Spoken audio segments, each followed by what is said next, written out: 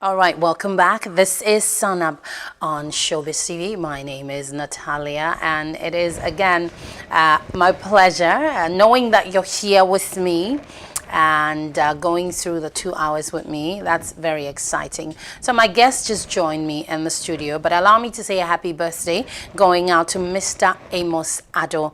It's your birthday today, and your son Augustus, who's a member of the team, he is wishing you a happy birthday. Also a happy birthday going out to Prince Johnson of Asempa FM. It's your birthday today, and from the entire team of Showbiz TV, we say have a great birthday, and may this year give you so much more that you actually really deserve. Okay, so Doji Hello. is with me in the studio. Good morning. Good morning. How are you? I'm good. Okay. I'm good. How long ago did I see you? 2 weeks? Yet? About 2 weeks. About 2 weeks. About 2 All right. weeks. All right. You actually you've grown a little bit more Within that. within that spirit. Wow. I believe for you it's a daily growth, because every time I have to see you, it feels as though, you know, a few inches more than it was when I saw you. All right, so we're going straight into the bulletins for this morning. And we're starting this morning with Black Sheriff and Burna Boy over the weekend. Thrilled fans with electrifying performance of Second Sermon remix at Afro Nation in Miami. And, you know, it was exciting to watch Nigerian Afrobeat superstar Burna Boy in a captivating moment at Afro Nation Miami brought our Ghanaian artist Black Sheriff to deliver a mesmerizing performance that left the audience in awe. Now, the event took place on May 27, 28 in Miami, has become a platform for African artists to showcase their talents to a global audience. As the music filled the air, Black Sheriff and Burna Boy commanded the stage with their dynamic presence, engaging the audience from the first note to the final beat. Burna Boy and Black Sheriff first connected in 2021 after the former posted his music on social media and later expressed interest in working with him, culminating in the Second Sermon remix, which became an instant hit. The love and connection between the last singer and Black Sheriff has been evident from scratch, and fans were once again reminded of the genuine respect shared between artists across borders. So yes, this was nice to watch, you know, yeah, both of them getting it on. It was really nice to watch. They are both very amazing performers on their own. Now, the two of them together, and that song, Charlie, the song is hard. Yeah. Let's see the visuals for it.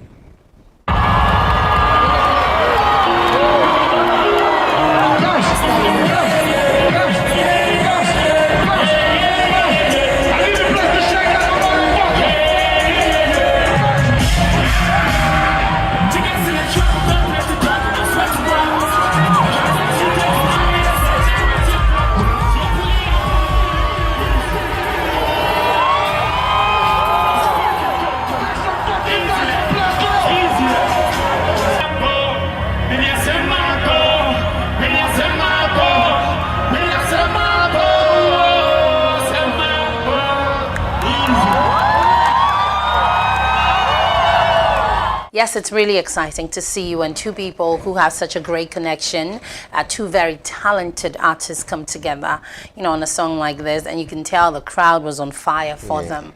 And that was really nice to see. They were on fire. Yeah. I'm happy for Black Sheriff. You are? I'm extremely happy for Black Sheriff. Like, I am very, very, very, very happy. Like, I don't know. Like I'm the one. Yeah? You do know him personally, you said. Yeah, yes. Yeah, yes. so this is really close to home. It makes you feel. It is. And if you had told Blackwood then that he was going to be doing all these things, he would have told you to shut up. Yeah.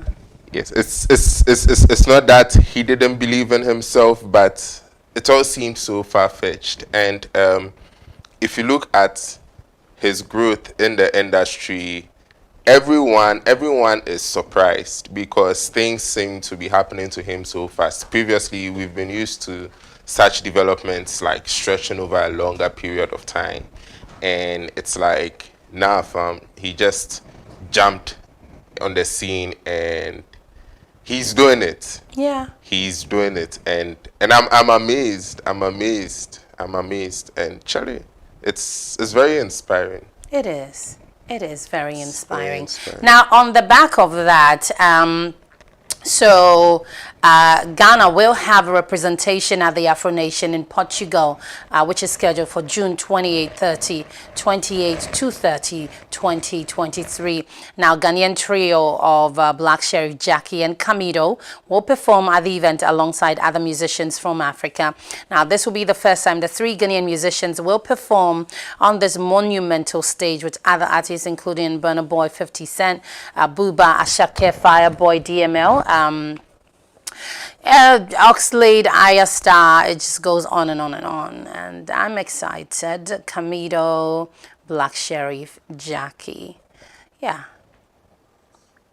You know. It's very interesting. The Gen Zs of our days. And they actually really, yeah, they're making us proud. Yes, they figured it out. Or even if they haven't, they are figuring it out. And they make beautiful music.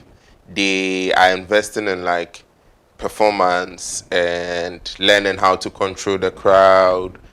They are singing their songs. They are not miming. And it just shows that like when you as a creative here are able to get certain things together and set standards for yourself beyond like what is accepted here. You know, Ghana, we are noted for, prior to like recently, we are noted for like not putting up like excellent musical performances. Artists are used to coming on stage, miming, and they're like, oh, sit there. Like, was I in the studio with you when you were recording the song? Yeah. But here, we are seeing like younger people not following what was done before. They felt like, let me try and do things differently, and it's working for them. And that is very inspiring. Like, it's basically tells all the voices in the industry that are like, hey, you need to pass here, all the gatekeepers. It shuts all of them down. Yeah. Very interesting. Very, very interesting. I'm very proud of them. And I see that, you know, they are ahead of their pack. All three of them. And so many other names, So of many course. other names. But, you know, having them represent in Portugal, that's pretty something. You know, and I'm excited about that. Okay, so we are moving on, and Efia seems to have made peace with Black Rasta.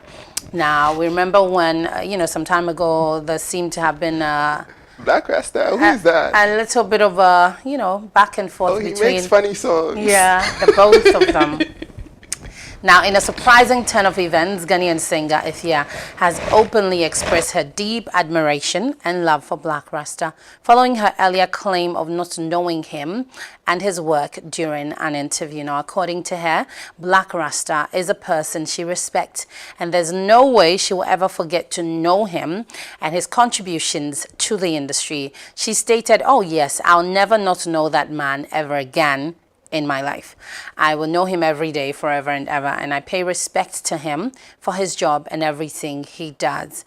Now, we recall on February 2, Efia in an interview was quizzed about knowing Black Rasta, and she responded that she didn't know him and his works. And she actually said, like you rightly reminded, you know, the one who makes the funny songs. And, you know, that was quite something. But she has cleared the air by stating that she mistook Black Rasta for someone else, which is why she denied knowing him early on. She said, I mistook him for someone else. Yeah, that's why. And so, you know, they've made peace. And Black Rasta also shared a portion of the interview to his Twitter with the caption, "The love is deep. A sister is always a sister." So there we go. There we go. Yeah. Yeah, I'm happy for them. It's good. There's peace. You're happy for them, man. That's as far as you're concerned. I mean, it could be possible that she genuinely mistook him for someone else. But if we are going to talk about it, we need to remember why she was being quizzed about Black Rasta. And they said Black Rasta had said she was on drugs. And per the situation, how do you respond to such allegations on like live TV when you don't know? Like, if I'm sitting here and you say someone says I'm on drugs and I know I'm not on drugs, it's a wild allegation. I'll ask, who is that person? Yeah. So, at the end of the day, it's show business. People say things to provoke reactions from things, and we talk about them for a few weeks, and then when we forget about them, they make peace, and we are happy that they make peace. Yeah. So, I'm happy for them. For both of them. Yes, they should come together and give us a funny song. I know. A very funny song. I know. They should come together and give us a funny song. We would love that, won't we? Yes. Black Rasta and if you are, please, a funny song. We want a funny song. We want a funny song. Okay, now that they've made peace, maybe that can happen. And we're moving on to Kobina. And, you know, he's talking about the fact that he should not have married at a younger age because it kind of derailed his career. We know him, renowned Ghanaian high life singer Kobina has revealed the biggest regret of his life, which is marrying at a young age. Now, the legendary crooner, known for his hit songs like Aso, said his early marriage almost ended his musical career abruptly. Now, speaking in a recent interview, he said, marrying so early played a role in stealing my whole life away from me. At a point, he said, the irony of the whole thing is I played a role in stealing my whole life away from me at a point. The reason why I'm saying that is at 26 and 27, around that time, I felt that what I should have done was to focus on my career and not allow my external force to derail my train. Having gone through what he went through, which almost crashed his musical journey, he said he is now more vigilant and will never allow anything to derail him from his purpose. And I quote, I feel I was young at the time, but by God's grace, God has given me the chance again to have a second shot at life. So that's what he says. But I don't know which of the marriages, because I know he's been married more than once. So I don't know if he meant the first one. Did they both distract him from music? I don't know. I don't know if he meant like the first one. But either way, I mean... Yeah. No. Typically, when we know better, we do better. Yeah. Yes. And at the end of the day, decisions you make are for your life. And once you think that's what's best for you, why not? Do what you think is good for you. Yeah, but I'm 25. I don't think I'll be married by 26, 27. So I definitely understand him. No. You don't think you're ready? Yes. Why? What makes you so unready? One, it sounds like a very big step, and it goes beyond me hustling to take care of myself. I am now partnered with someone, and it has to be teamwork. So there's so many things that play into it, compatibility and all of that, but they don't tell us about that. Everyone is on the young people's necks. You should get married, and then we keep prescribing like marriage as like a solution to sexual immorality, but we see the married people in town actively fornicating with the unmarried. So how? And my God! It's a lot. You know the way he puts it. He says we see the married people in town actively fornicating with the unmarried people. So if this is supposed to be a solution to something that has been identified as a problem, and we don't see it as the solution to the problem, why is it still being forced on everyone? Right. And a lot of young people are entering into marriages not prepared because they've been told, like, this is like a rite of passage, the next step you need to do. And then comes, you get married, you have children, and some people are just genuinely, I know you can never be really ready to be a parent, but some people are just genuinely not prepared. And it becomes another issue. They are never prepared. I feel like no one is ever ready to be a parent. Yes, but there are some people who never really get into that role. Like they True. never really get into it. Until the children are fully grown and are teenagers. In fact, and some then they people, are now like... no, some people actually never. And when I say never, I mean it in every sense of the word. Some people never really get into it. They never. Making music on Yeah. its own too is definitely a lifelong commitment. Like Okay. being an artist, Yeah. especially in Ghana, from this side, because we really do not have an industry. Certain systems in place in other places that should make sure that you gain as much payment for your craft as you do don't happen here. So it's a lot. You stretch. You stretch too much, and that's the thing. Our celebrities will not be honest with us. Most of them are not capable of taking care of themselves from music alone. But it's show business. You need to look as fly and as stable. And you need to look good. People need to be envious of your life. They don't need to know the truth about it. So people see all these things from the outside and then they think, oh, it's something. They see the glam and they think that, everything is rosy. Look behind the curtain and see. The back end of things is very nasty. Very, very, very. But I hope his ex-wives. I'm interested in how they feel about all of this though, because You mean his ex? his. Well, I think they would be fine. I mean, usually when a marriage is not working, and It's both. I'm saying this from experience, other people's experiences that I have witnessed. But usually when a marriage is not working, the people in the marriage feel know. it. Both of them. They know. It's never one-sided. No. I know because I grew up in a divorced home, Yeah. and before my parents split up, we saw it coming. Yeah. They tried to hide things from us for so long. It Yeah. reached a point where everybody's like, It's never a secret. When anybody's marriage is taking a nosedive, everybody knows it. Both parties know that this is where we're headed. outsiders too can see it. Outsiders too can see it, but sometimes people want to try to pretend, or because maybe the stakes are really high, they try to hold it together because maybe sometimes divorcing will be costly Yes. for them. And it's So- more about social currency than like financial costs, because I True, feel we but for some too, it's the financial cost. Yes, well- because divorce is expensive. it is Divorce is expensive, It is. and if you don't have the money for it, well, and you have again, to run away. and again, like I said, because sometimes the stakes are high. People have so many things together, or they have built so much together.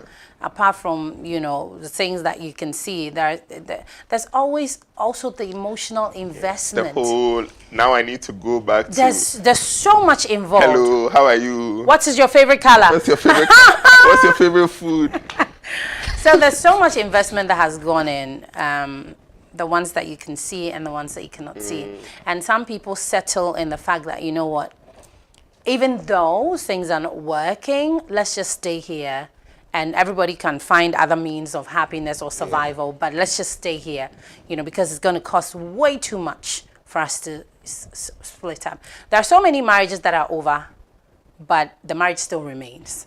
You know what I mean? Because Yes. of all the Yes. things that are involved. Yes. Like, let's just keep the marriage, but Yes. you and I have an understanding of some sort. You know what I Yes. mean? So many of them. Also because there's some churches that even don't allow divorce. And And that's the thing, like society places so much permanence on marriage. And there's so much. So, I mean, I can understand Yeah. and I'm sure his ex-wife or wives will equally understand him. It's not that simple. And sometimes... The other thing too Yeah. is we need to also look at how the standards for living comfortably have risen over the years. For example, when my mother was my age, she had already given birth to my older sister. My older sister was like a toddler. Yeah.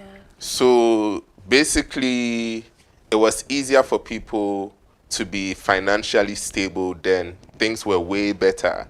And my people were getting married after like first degree. And then I'm sitting here with my master's degree and I'm saying I know for myself that financially I'm not ready because things have changed and cost of living has skyrocketed.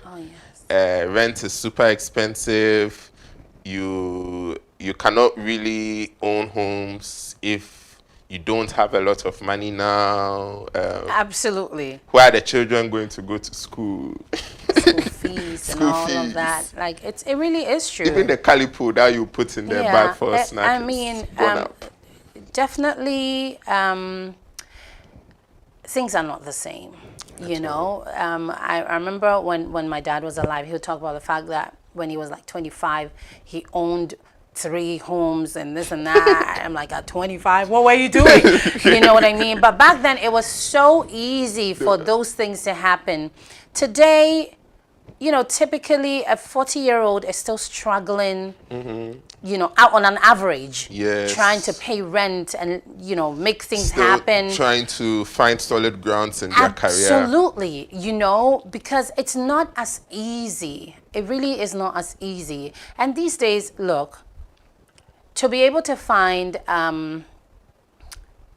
a comfortable space to live in, a decent, let me use the word decent, not comfortable, a decent space to live in, you should have a minimum, depending on what you're looking for. Let's say you're looking for a 2-bedroom place, decent 2-bedroom place. Depends on the neighborhood too. Depends on the neighborhood. That's why I said decent. So decent being the key word. Clearly, decency comes with the neighborhoods as well. Neighborhood, good roads. Exactly. So if you're looking for a decent place for a 2-bedroom, you shouldn't have anything less than 2,500 cedis. For a month. For a month. Yes. Decent.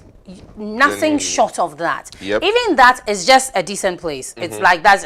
It's basic. Before you now talk about furniture. Yes, it's basic. It's not about how comfortable the place is, all of that. It's just basic, 2-bedroom, decent living, kitchen. You know what I washroom. mean? So if you're looking for the upgrade, you're looking for, I want a water heater, I want this, you're going all the way up. And it's sad because there are people, and now too is when we're getting the worst salaries ever.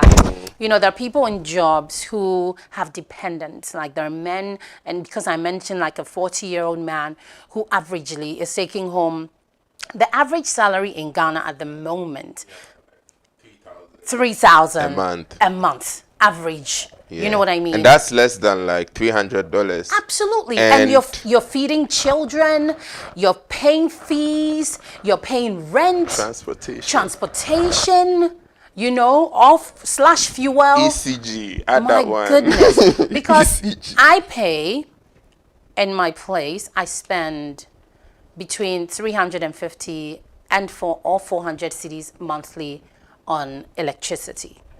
Some days it goes up, some days it drops. But I'm looking between 350 and 400 here, constant. I know that if I have that money, I'm good for electricity every month. So that's that. And then there's water, which also is between 200 and 250 monthly. So my utility alone is like, I don't know, averagely you're looking at maybe 650, 700 just for utility. Yeah. And then if you have kids, and fees and this and that, and sometimes I wonder how people make it happen, because I'm like, what, you know, I'm with my friends and they tell me how much they earn and I see all the things they do. I'm like, but what else do you do? Right? I'm trying to figure it out because it doesn't make sense. You know what I mean? We don't ask. You don't talk about it. You don't talk about it. Yeah. Okay, we're gonna go on a break. This is Stand Up on Shobiz TV. Do stay tuned. Every child is so unique. You like no other. Outstanding in every way. It's me like no other. So anytime you walk and play, you like no other. You are special like Indomie. It's me like no other. Did you know that every child on the planet has their own unique fingerprint like no other? You like no other. I can play the drums. I'm talented. It's me like no other. I can sing. I can dance. You like no other. As well as their own unique talents and abilities. I can cook. I can paint. You like no other. Indomie. It's you like no other. So every day, in whatever you do, Remember, you are special in your own way, like no other. Thank you, Mom, for letting me know I'm special and for making me my special Indomie. Thank you, Mommy. Introducing Indomie beef flavor. Buy now. This effort is FDA approved. Early in the morning, it's the dawn of a new day. New hopes, new dreams, new ways. Open up my heart and I'm gonna do my part and make this a positively beautiful day. This is a beautiful day. All right, welcome back. This is Sun Up on Shobiz TV. My name is Natalia, and we're going to wrap up with our last story coming from Akosie Japan, who says that, it's a woman's job to train and mold her husband to be a better man. And, sparked a lot of different conversations on social media. During an appearance on a panel discussion on TV, she shared insightful views on the role of women in treating their husbands. Now, she emphasized that it is a woman's responsibility to guide and shape her husband into becoming a better individual. Now, delving deeper into her perspective, Akosie Japan eloquently conveyed the significance of each letter in the word mother while engaging in dialogue with the host. She said, when we say mother, M means that you maintain, and O means you must be obedient, and T means teacher, and it just goes on and on and on. But she's just trying to say that, look, it is your responsibility, if you're a wife, to mold or shape your husband. And I say that's absolute bollocks. Same. What did his mother do? No, you said wife should mold husband, and then you go on explaining saying mother. Like is the wife supposed to mother the husband? What am I doing with my children if I'm going to raise a grown man? Here's the thing. Psychology says that after a certain age, people are already set in their ways. You can't do much about it. It will take they themselves to make a conscious decision to unlearn things and relearn things and become a better person for themselves. And that will only happen if that individual has made a decision that I want to unlearn things and do things to shape my own life. No other person can do that for them, because after a certain age, for any individual, you're just set in your ways. You are who you are. It's like when you can't tell me after building a house all the way to the roof level, you want to now turn a 2-bedroom house into a 4-bedroom house when it is already at the roof. Like, please give me the magic wand and let me wave it so I can make some magic happen. That is the worst of all the worst things I've heard. I'm not shaping nobody's grown son. What did his mother do? No, the thing that is funny about this is, even if you believe it is true and you are trying. I mean, imagine a 40-year-old man, and I say that, because I'm your wife, let me try to shape. Like, how do you even begin that shaping? Have you ever encountered like a very troublesome human being? Like, when I was in high school, we had some of the most stubborn boys. Yeah.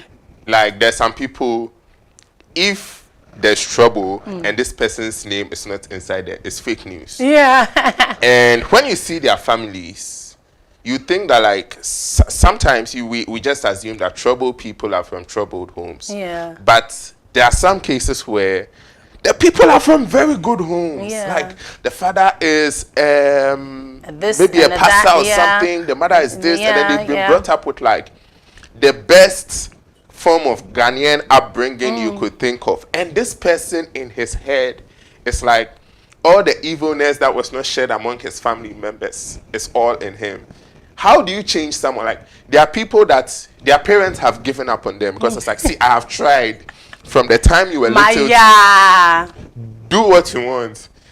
And you because you see, in with the example you have just given me, this is when your own mother gives up on trying to change you. Yes. That's like, because it's usually your parent, your mother especially, who has that kind of influence and can mold you. And if she fails at it, Nobody else can do And that. even with that, we are here, we are adults, we all know it. A lot of the socialization our parents gave us, for a number of us, as we get older, we start to realize, oh, some of these things might not exactly work for the person that I am. And it's okay. And we grow out of them. Yeah. And for me personally, I don't believe in trying to mold or shape people. People are as they are. Take it, make the best of it. If it's not good, go and change. Yeah, but I mean, I think that's, why would she say that? Why would she say that to anybody? Why would you say it is your responsibility to mold?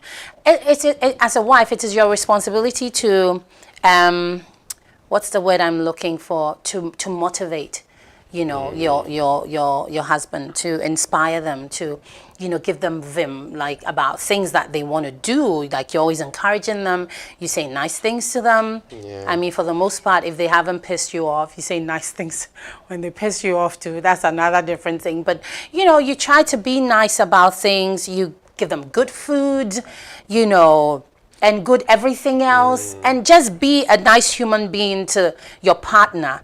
I think that's a better thing to say. And I don't even think that as a responsibility is like specifically like a gendered one for just the wife. It's not. It's for partners. We need to support you each do other. for me, I do for you. Yesterday we were having a conversation here. It was off air, and I was saying that, you know, when we say for better, for worse, usually because there are terms and conditions. Terms and conditions apply, but we never talk about the terms and conditions. For better, for worse, if you're being a good husband to me, you know what I mean? You'd also be a good wife. Exactly. So there are always terms and conditions.